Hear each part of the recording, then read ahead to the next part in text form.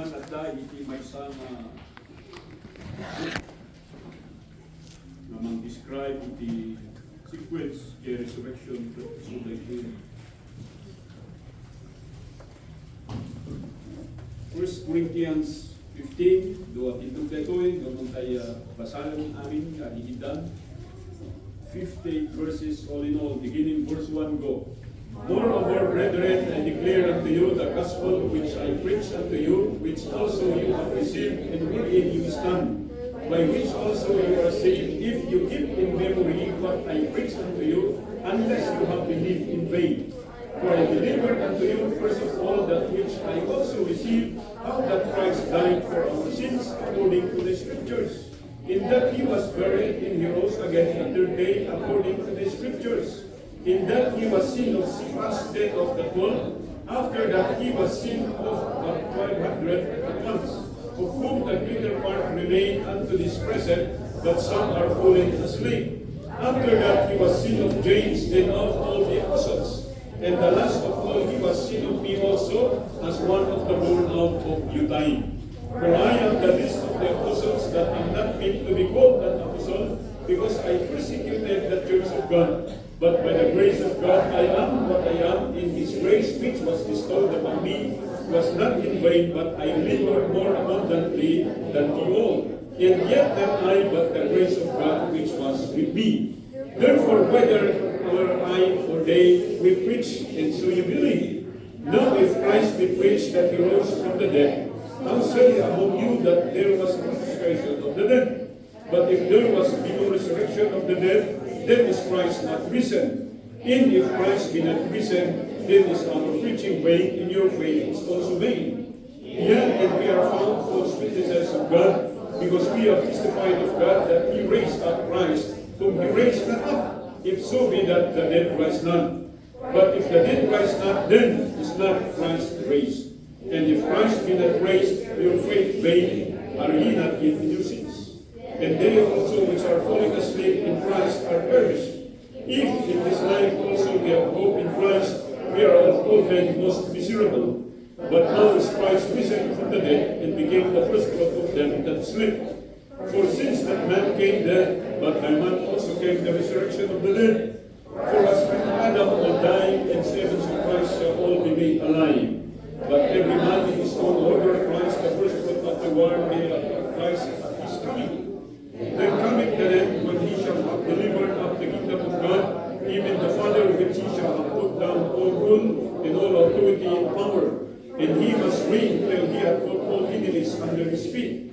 The last enemy that shall be destroyed is death, for he hath put all things under his feet. But when he saith all things are put under him, it is manifest that he is accepted, which also put all things under him. And when all things shall be subdued unto him, shall the Son of Man also himself subject unto him, and put all things under him, that God may be all in all. Else that one is dead, if the dead rise not at all, why are they then baptized from the dead? And why stand we in jeopardy everywhere? I protest by your rejoicing which I have in Christ Jesus our Lord, I die daily. If for the honor of men I have fought with these Ephesus, what advantage is it me, if the dead rise not? Let us eat and drink, for tomorrow we die.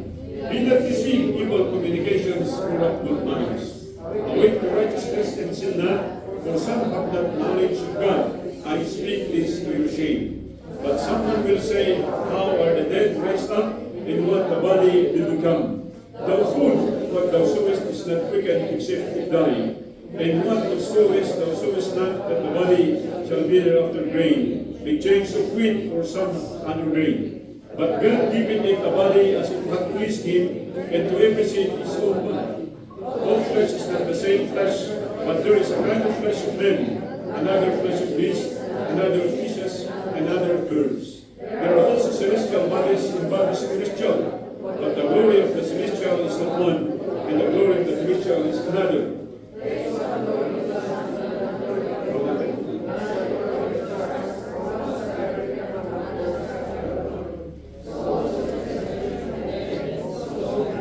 It is raised in incorruption. It is sown in dishonor. It is raised in glory. It is sown in weakness. It is raised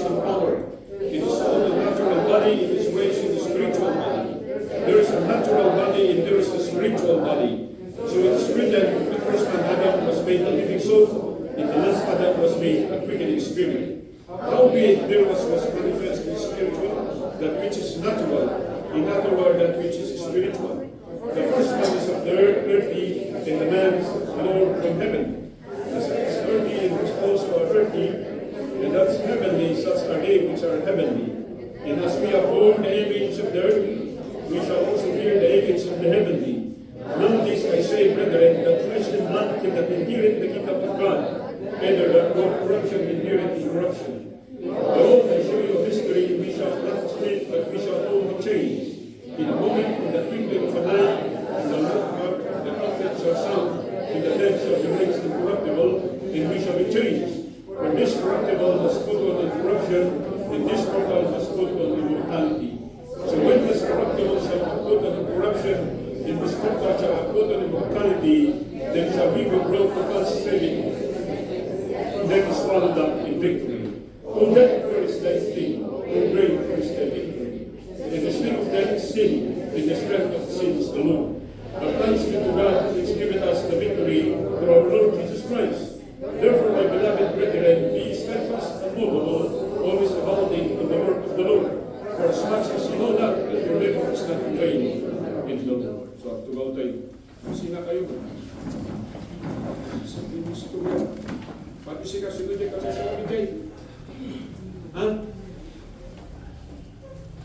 Amuray kayo madamdaman. Awat. Nagdagang niya sa ako, tumatal na kayo. Ha? Nawatan niyo? Siyan? Tinilo? Lasag ka. Basa-basa. Chismis.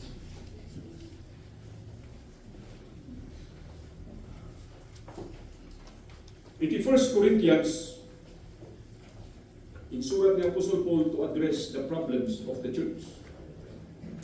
Nagtakol iti problema iti daytoy nga simbahan.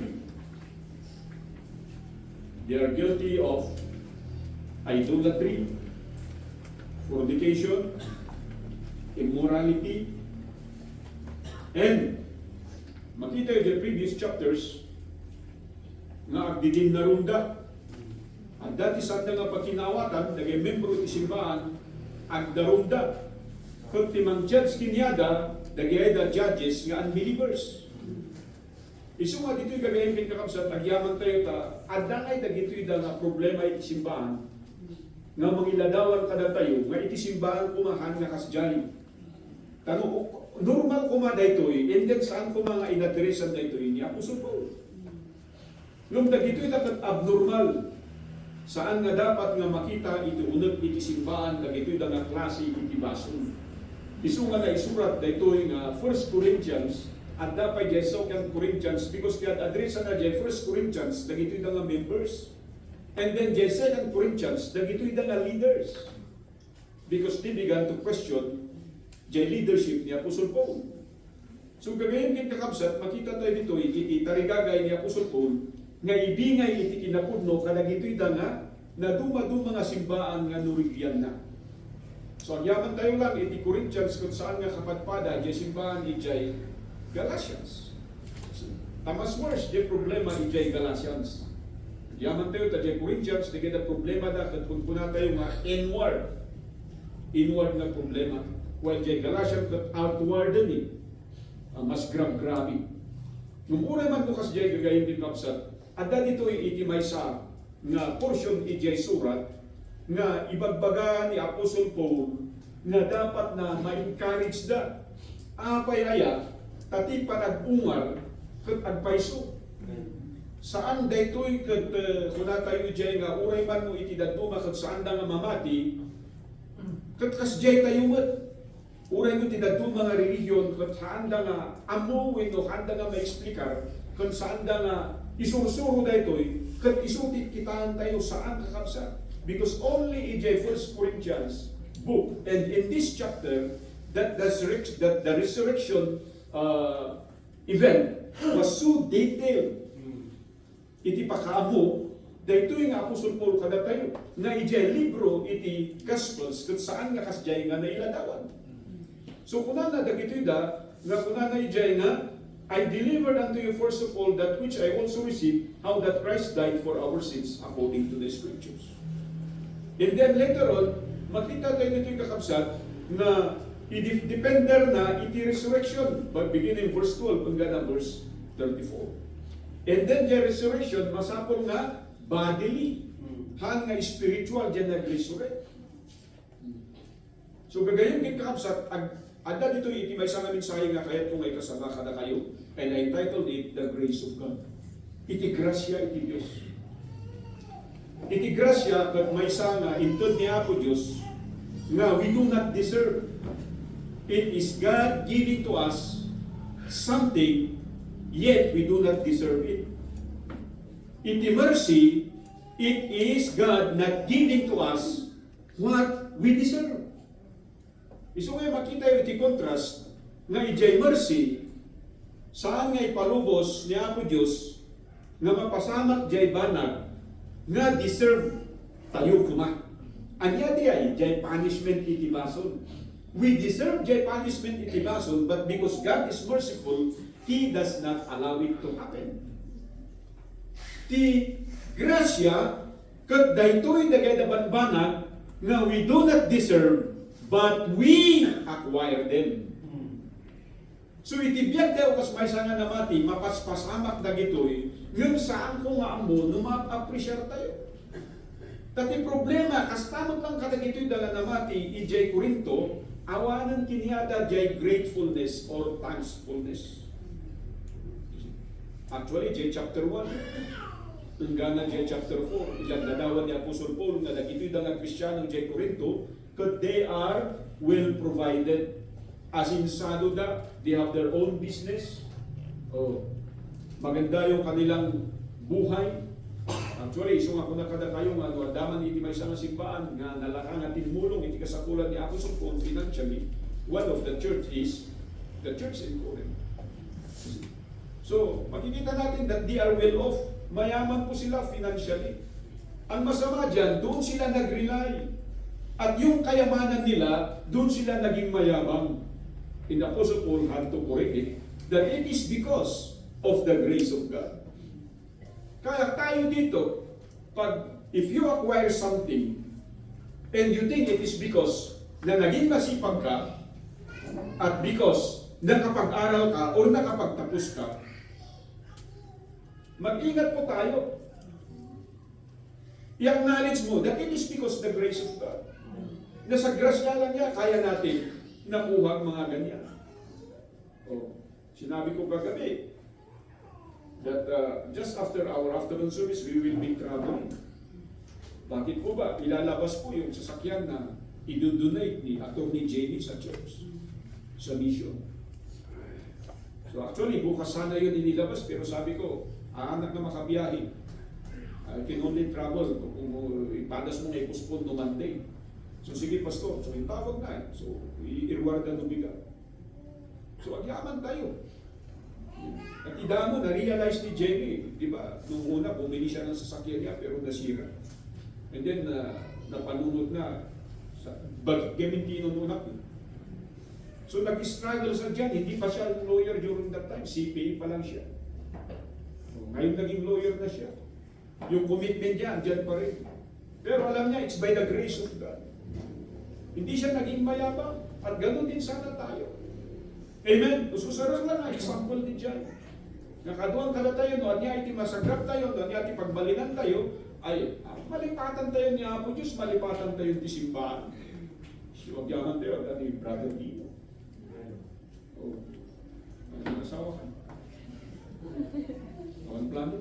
Huwag yaman tayo, kawan plano. Hindi na duma, iskwila na pala, magpaplano na. Maluti anak nga eh. Kaya so, anak na damos. Ay, grabe. Dapat ipanunod kasalog na maisupli. Diyay grasya nga intod niya ako Diyos kinkatab, numarik na matitidad duma. Kasi diyay tayo kumakakabsa. So today, I'd like to preach to you a message I entitled, The Grace of God. Paul emphasizes the most fundamental principle of church growth and development. It's not being religious. It's not being about fanatic, but by knowing and understanding and believing the gospel. Isungay di dito nga chapter, kung nanay jay, I preach unto you which also you have received, and wherein you stand. Kat kung nanay jay verse 2, that which you are saved, by which also you are saved, if you keep in memory what I preach unto you, unless you have believed in vain. So jay gospel gayang kakabsat, haan tayo nga dapat malipatan. It should always be in memory. Agda kada tayo malaglagip tayo that we are saved by grace. Na grasya lang ni Apo Diyos, we do not deserve it, but by His grace we are saved. Iso nga awat di may pandakkel tayo hantang nga makapaglastog eh. As humble as we are, we gather and we prepare to kastoy nga panag tayo. Amok tunggal may saka na tayo, busy tayo, adat yaramin na tayo, adat ipapanag tayo. You see? But because it is worship day, we are here. Collectively as a church. Amen. It's by His grace. Oh. So masapol nga maawatan tayo data. Matarusan tayo nga data gayam iti gospel. Kaduan gamin nga tattao tataga po ta inawat na jay gospel, ngam dumtong iti bundaway nalipatan ta. Isu nga normal kinyadat na uray awan da jay simbahan, di ba ni kanuta di receive da jay gospel. But look, jay principle na dito kunan na di ay, if you keep in memory what I preach unto you, unless you have believed in vain. So pwede pala na yung gospel na na-preach sa atin ay magiging vain. Bakit po ba? Kung hindi natin ito hahawakan at ito ay makikita sa ating buhay. You see? So sabi ko rito, that is the grace of God. Through the person, through the period of events, and through the purpose. So talo nga ba nagti makita tayo dito eh? Nga iladladawan ni Apostol Paul. The gospel is through the person of the Lord Jesus Christ. Amen. And there's also the period. And yet, the period of events. And one of the events is explicitly described ni Apostol Paul. No kasano nga nabiyag ni Kristo, kasano isu nga natay, and then kalpasan iti talungal daw, isu na nag-ungar. The period of events, masapol nga amo tayo deta. The sequence, the events. Amen. Saan nga mabalin nga saan tayo nga amo? Nung damagan dakin ka, ahapay nga ibagbaga nga believer ka because ni Kristo kat natay para kanya. Kasano iso na nga natay? O kayang kadi nga i-describe. That the death on the cross is the most painful death ever imagined by man. You see? I was actually sitting there and I was remembering the 19 generals that was tried because of war crimes. General ni Adolf Hitler. It took them decades, Jay Kaso. But itidandanay na namatay at 96 months bago na matay. Kat na ikanda iti-request. Bago may kadang Jay panakatayo. May kan kayo iti rights. Nga dahil iti mang council kada kayo. Oh. 13, kadagay da 19 nga diay. Nangala da iti Lutheran priest to counsel for them. So ilan nang natira? 6. 5. Yung walang mapiling counselor. Kaya nag-volunteer yung isang Baptist preacher. At sabi ng Baptist preacher, I volunteer to counsel for them. Actually, 6. Ika-6 si, I think it's General Herzl, the right hand of Adolf Hitler. Diyan 5 nga diay went on to receive the Lord Jesus Christ, went to receive the gospel. Nung diyan may isa, ni Herzl na diya, even the asawa na diya, anak na diya, begging, they are crying. Ama, pangasin, manbabawi ka sa bason mo, mamati ka kang Kristo. But he hardened his heart.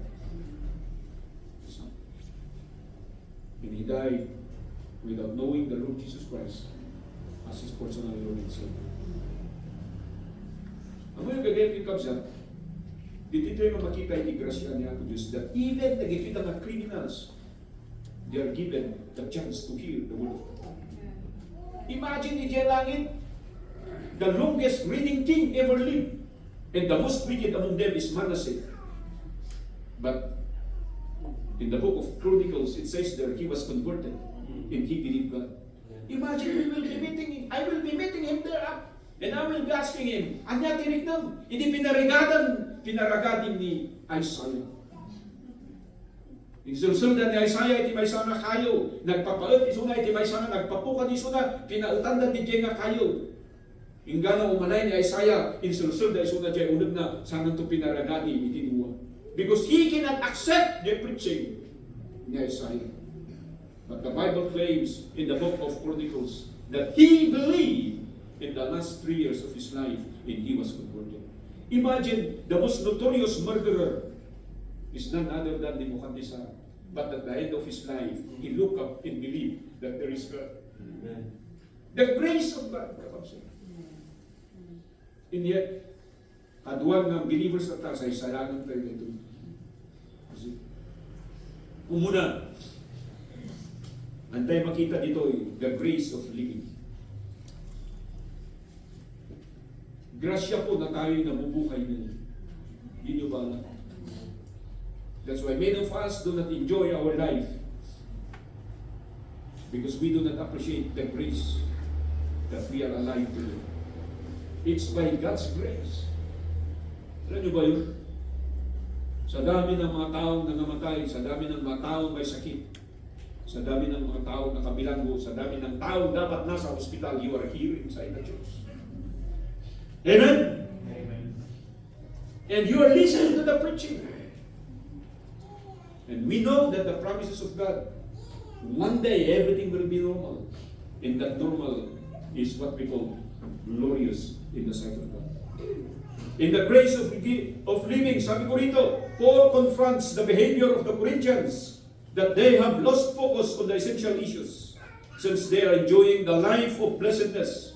They are well provided, they are financially provided, they are financially able, they are financially well. Sabi ko sana, in 1 Corinthians chapter 4, verse 9 to 11, makita yan, even claiming that their spiritual gifts are evidence of God's approval. In chapter 14, yan, pinagyayabang nila because they speak in tongues. Yung mga regalo na binigay ng Panginoon, ginawa nila yon na dahilan para sasabihin na kahit adulterer sila, kahit fornicator sila, kahit wicked sila, ay andyan pa rin yung approval ng Panginoon because they can still speak in tongues. Pero sabi ng Apostle Paul, matakot kayo. Kasi, grasya ng Panginoon yan. Amen po ba? Something that should not be there, but God allowed it. Sabi ko rito, but Paul says, these are not real evidence or testament of God's favor on them. Ito yung sinabi sa chapter 14. May intindihan nila ito pag binasa yung dahul. Kaya nga, inulit niya dito, na kung hindi dahilan sa grasya ng Panginoon, wala na sana ang church na ito.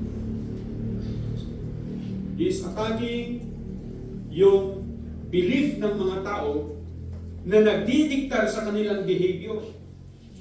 Na kahit mali yung kanilang pananaw at mali yung kanilang buhay, kiniklaim nila na blessed pa rin sila. Nakakatakot po ito. When you claim something, even though you are living a worldly life or a wicked life, and yet you claim that God is blessing you, this is very, very alarming. Amen. Isang may timaysang Kristiyano, no kunang nga binindisyonan na kaniya po Diyos, the more humble you should become. And the more faithful you should be. Hindi yung maging mayabang ka. Karkarong mga madayong kakasiban, kita nyo na na pagbagaan tayo dito yung church. O kanya, handa nga kahit nga agpakita, abaya because anong nangyari? Are they financially able? Wala pa nga eh. Di ba nga sila nakapagtapos ng pag-aaral eh? Pero bakit ayaw nilang makinig? Because they do not appreciate the grace of God. Akala nila, by the Almighty, they can be something. Pero ito ay, sana po hindi mangyari sa atin. Isuka ko na dito, yung kita nyo yung humility ni Apostle Paul, I should not be counted as an apostle. Because I persecuted the Church of Christ. Yun ang kanyang buhay. Akala niya tama yung kanyang ginagawa, yung hulihin yung mga Kristyano at ibilanggo sila. Yung iba, patayin nga niya eh.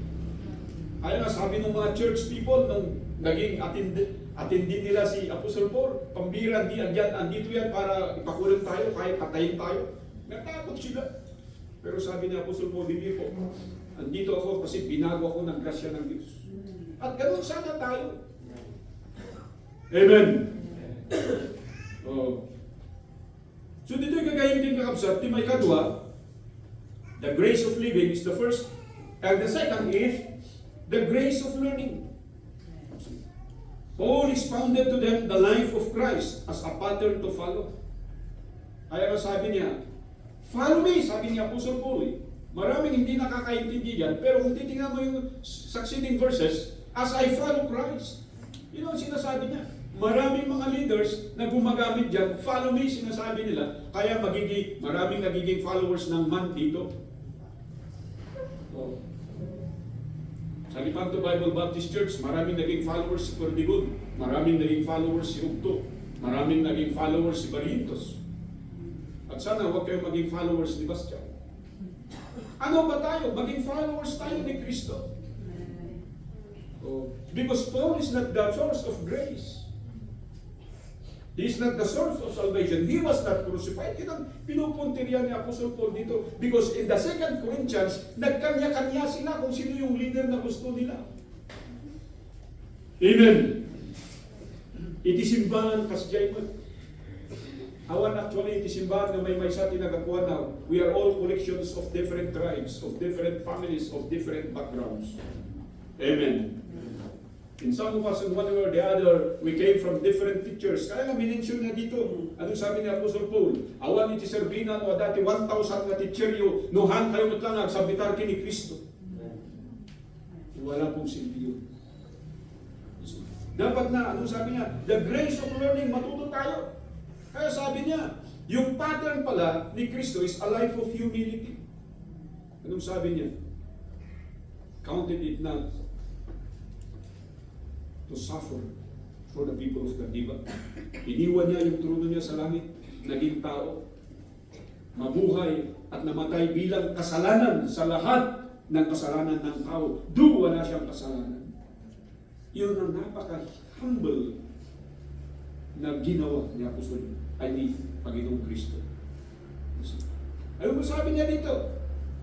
Nag-example ni Kristo. Sabi ko dito, not only a life of humility, but a life of submission. He submitted to the will of the Father. Doon sa kanyang crucifixion, take this cup. Bago siya mag-crucify, di ba nananalangin siya?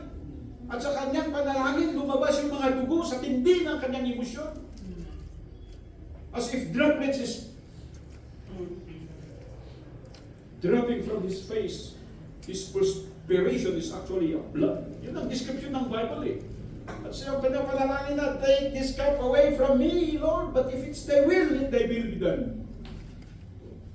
Marami sa atin, gusto lang natin yung maganda, gusto lang natin yung comfortable, gusto lang natin yung naaayon sa ating schedule, naaayon sa ating kagustuhan. Pero sasabihin ko sa iyo, hindi po yan submission. Yan po ay kayabangan. That is pride. Amen. If you want to experience the power of God, let that pride be abolished in your life. Hindi ko matitarigagay tayo. I want that power, Lord. The power of healing. The power of your provision. Mas daw ka. Oh. Mano ti average nga sweldo iti miniro tata. Mano ti sweldo benje bago ka nag-resign? 700 o 520. Pagkatapos matatax pa yan. Kung nanay Jai, Kada ti asawa, so basit lang, ti ibawas na para kiniipilit. Awan ti anak mo, awan ti maibawas. So anong magiging take home pay? Mga 400. So 400 times 26, manugi dyan. Mga 9,000 o 10,000 naman. Pero mas daw ka, umanay diyan. Tidak duma, uray no 50,000, take home pay na, hang umanay. Why? Because there is no power. And if you will just be faithful to God, you will see that even though it's small, it's enough. Ano sabi niya? Di ba yung principle ng Bible, uray no basit neta, umananay neta, adabay ti mabati. How he fed the thousands, 4,000, and then 5,000. Meron ba silang dikiri? Wala. But by His power, ano yun? It was enough for everyone. Bakit? Walang pride kasi dyan. At ito sanang makita natin. And under that, sabi ko pa rito, yung example to follow is a life of sacrifice. Nagsakripisyo siya. Sinasabi ko sa inyo, yung kamatayan niya sa krus ng Kalbaryo, if you will just think of it, hey, binaot da isuna, manu, namin 40 nga daras, jay inbaot na kinkwana, maysa nga baot, nga da iti sima na. Uy, jay sima, jay pang kaslan ng hook. And every time that nga ibaot da, umunod, jay kunil na jay likod, katnuguyudan da, ada iti lasag na may nainayon, iso why it is described. Kagito'y da nga researchers nga almost exposed jay bones si jay likod ni Kristo. And the blood was oozing. And when they nailed him, and they crucified him, he was gasping in breath. Trying to survive that sacrifice. Trying to be alive. And he was suffering because of your sin and because of my sin. Lumidikunan nga namati ka, nalipatan anon sa sakripisyo ni Kristo. How easy it is for us to forget His suffering, His sacrifice. Amen? Nakatungin tinumastog ang Kristiyano. Sabay ko matasan na dito pagpalinan. Mas daw din naubigan pa lang na dito, naglalastog ka. Damong agpakada. Nagsasadot na. Ako, may sarang tiga po na, apay nga kahit yung agawin na dagos na kayo. Ano nga kahit nga mabaon dito because dito, kada mabati kayo dito kita nyo dyan, apay nga nalinisan because adadagay na yung people, aday di rapi, aday di kaman. While they are waiting, they practice na, adada dito yung yagsapa, di nalpas iti gospel class. Adang di matrabaho dito Dapat na kayo mga parents, panunuto nyo dagit adaan na kayo. Ang nga kanayon kasi bibiyag kayo mga kanayon. Ini tayo, pag mangyari ka na tayo, amon ba dagiti anak tayo mabiyag? Kaya na ka di. Ano ang tiyan mo na ng trabaho, diyawan. So nga nyo paritan ni Sudan nung may na dito church. Ibaon nyo kitin nung may na dito. Last, itinito yung second point tayo. Saan lang life of humility, life of submission, life of sacrifice, but life of service. Nagserbiso na. Amen. And even this time, He's serving. And how does He serve? He's praying actually. Alam niyo ba lahat ng mga namatay for us, they are praying. Yung iba nasa impyerno, and they are praying, please do not come here. Katulad ng prayer ng rich man, di ba? Please send a messenger to my 5 brothers that they will not follow me here in this place of torment. Yun ang panalangin. Ayaw mga tao sa impyerno na nanalangin sila na tayo andito, hindi tayo susunod sa kanila. Pero wala tayong pakialam.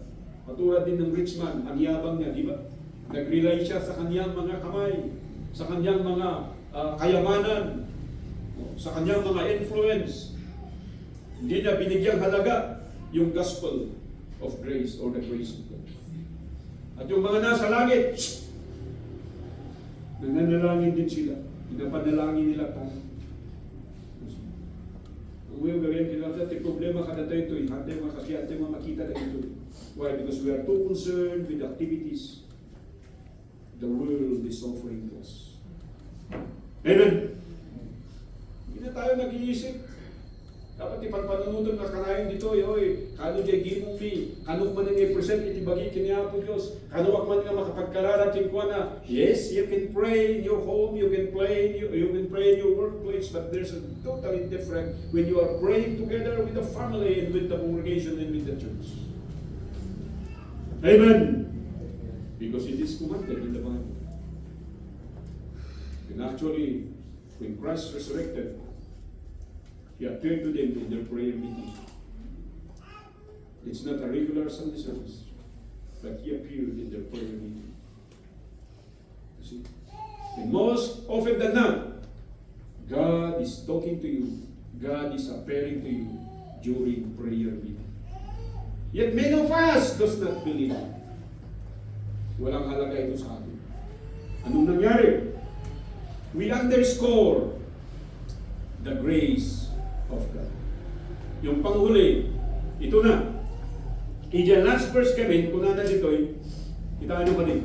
Therefore, my beloved brethren, be steadfast, unmovable, always abounding in the work of the Lord, for as much as you know that your labor is not in vain in the Lord.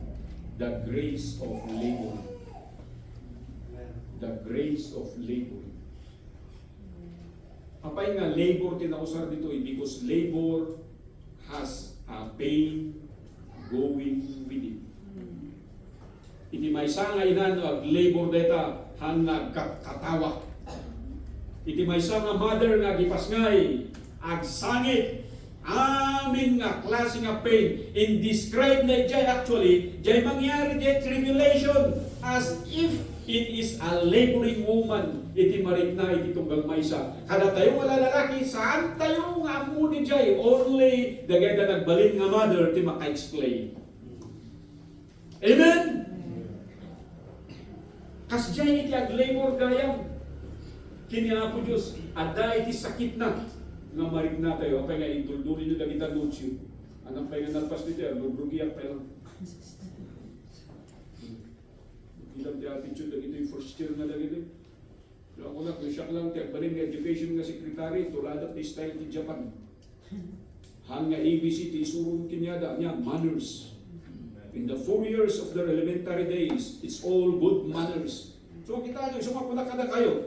Idi last Sunday, anya iti country nga dapat mo nga bisitahan, Japan. It is a non-Christian country, but they are honest. They are very frugal, they are very disciplined.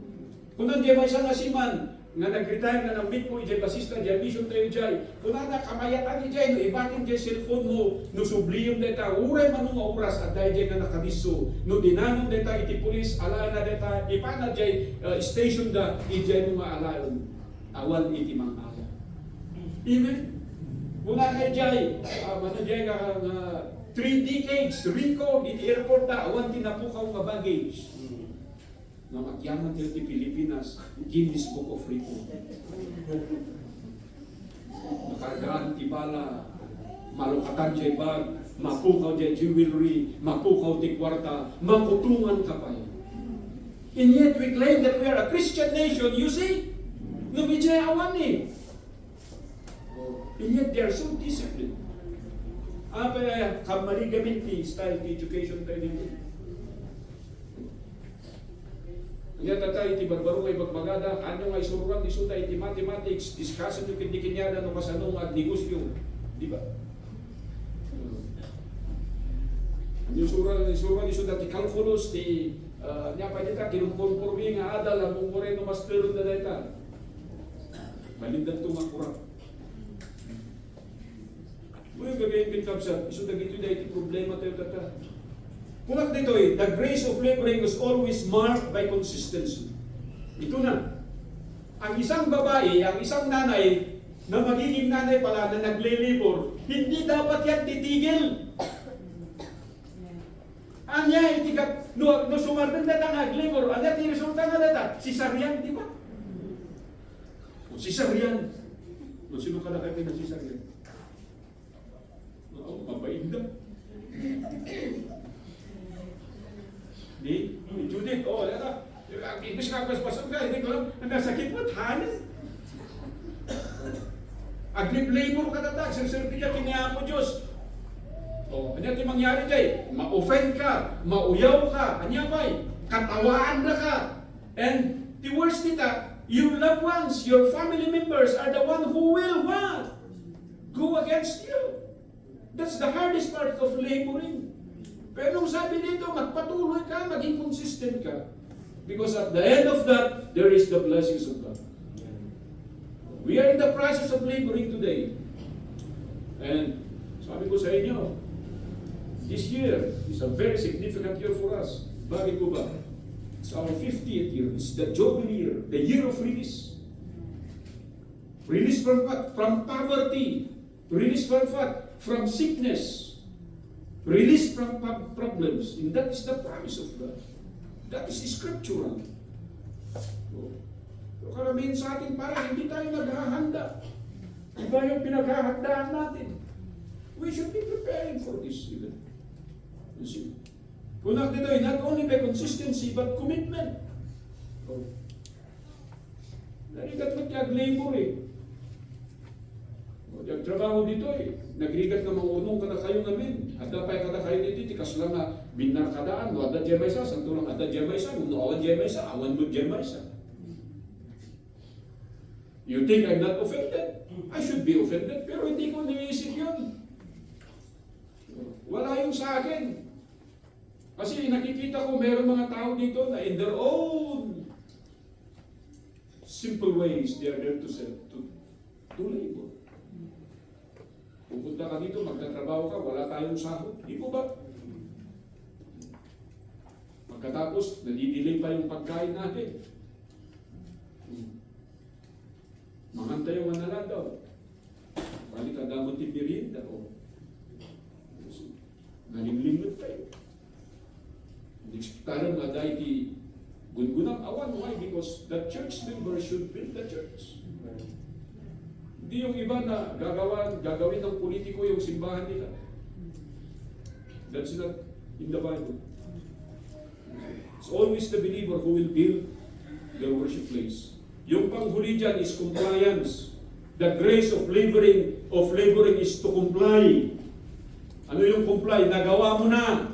Kaya yung laboring, ante mo matadayo di panagpas ngayon manin, na kumplito lang. Ante ko na di, kalpasan ni di sakit, kanrigat, linggat, kanangan nga ma-explain, nga expression, doon na ipas ngayon, kaya uming, there is a smile, amen?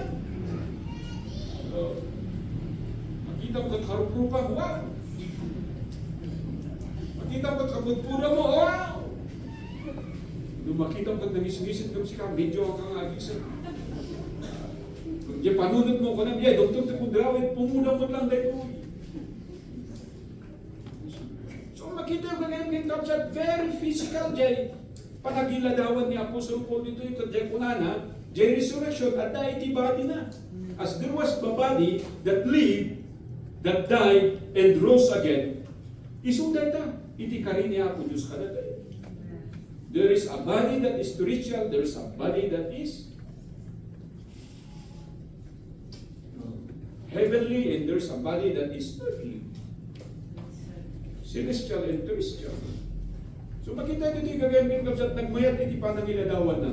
So in closing dito, there is a command and encouragement, there is a challenge. At ang challenge niya sa mga Corinthians is for us to be steadfast in the work of the Lord, in laboring for the Lord. Duman dito na duma kada tayo dito, hantay yung ma-appreciate dito nang sapay kumata may karga di kapanunutang. Kada ito actually iti definition, iti pudnong nga namati kung mangin-enjoy iti grasya ni Atos. Amen. So with that, sapay kumata na awatan tayo. The grace of God comes only to people and to a person who realize that he is a sinner. And his sin needs to be forgiven. And only the Lord Jesus Christ can forgive that sin. And once natanggap mo na yung grasya ng Panginoon, ano na yung mangyayari sa iyo. Ma-enjoy mo yung buhay. Buhay mo dito sa balat ng lupa, mauray man no, kikitayan ka, naknuan iti problema, naknuan iti ladingit, yung ekspektaran na dahil tinasaysayak na biyan, ngayon niya ako Diyos. Amen? The grace of living, the grace of learning, you will not stop understanding the truth and studying the Word of God. And lastly, the grace of laboring. To be steadfast on these things. Ngayon kintab sa itikarik itong lamay sa kakatay. Tumakdar tayo yan, and let us pray. Maminsan man na po Diyos, naay kami duwan niya sa kararag manaraw, magpakaasi sa sakuanang sapay ko mga sang kinadalumi duwan ni, kinabasbasit mi duwan ni, mait kumakanda kami. Di igay pa lang nagbabawi sa paso. Mga-asim ako Diyos, kababalon sa nasatuan na Espiritu. May isa na nakamitan ka. At mamiris na masalo kami nga nagpaso. At makita mi, at mapicture mi. Masalo nga nagsakripisyo ni Kristo. Awan paso. Nung nataya kas lang naman nagpaso, gapuin niya. Masalo iso na nga nagriga. Nagsuffer. Tapdulan, bayaran na itibaso. Naasim ako Diyos. Katunggal may isa kada kami, dahil ako itikarga iti Panginoon. Kasaan mi nalalalan, kung saan nga masayang, iti grasya na, iti biyagan. Kada kami tatako Diyos na mag-conclude iti dahito yung naging kami tatangan sa akin. Kasi katong ito, kada ito'y na congregation tayo. Nawatan niyo yung mensahe, and yet you have something to ask to God today. Why not kneel before Him and pray to God? Sabihin mo sa Kanya, Lord, help me to enjoy the grace of God. Alabit, lakay kang bakit tayo. Nung enjoyan tayo, tinabatbati ng aldaw. Bulan ng taon tayo dito yung about ito. Nag-serve ka ng dalaw tinatay. The grace of learning. Awan ka na tayo, hindi nakaamo. Studying the Bible is a lifetime commitment. Knowing the plans, the will of God. May isa kumaday na kahit ka. And then may katalo, the grace of labor. Pero may isa ka na tayo, uray niya, tirigat na neta, maramidan tayo para ikayayat ng tayo tibiyan. Mapayang kalinga tatang na mabalin ng baliwa ko Diyos. Kanayon lahat naman niya, para kinyak, para iti pamilya. Kaya na ngayon di para kinyak. Can you say that to me? You can say, help me Lord, that I will also labor for you. Saan lang labor? In a moment, in a certain period of time, but to labor consistently, steadfastly. Ako na nagawin iti Biblia, for your labor is not in vain. Amin dito makita Diyos. As everybody's bowing their head, as everybody's praying, I'd like to give an invitation. Para ka na ito'y da, saan namin bro din yung simbahan? Sino ka na kayo tinagawa, Pastor? Please pray for me. That one of this church, that one of these days, I'll be part of this church. Maaaring hindi pa ngayon, pero pinapanalangin mo that one of these days, you will be part of the ministry. Sino ka na tayo? And I will pray. Lakad. Lakad dito na isang may wala, please pray for me, Pastor. O dahil magmamano na yun. Let us pray. Apo Diyos, kumadaydayaw, nagyamang kami unay, ikinibag. Sika Apo Diyos, pangikamangan mi, ikamami. Kundo kay ti grasya, kaduan, amin na, makrisya. Kaslangan o emotions lang, i-consider mi, malagip bilang Apo Diyos. Nuada kami, itirigat sa sakit. Nung nata kami itinamay, ipanangkita mi, bukod mi nga piksa, bukod mi nga laing, bukod mi nga siri. Gapo na deta, pakawanin na kami apos. Sampai kumaka. Kina ito'y nga biyak, gapo lang iti grasya.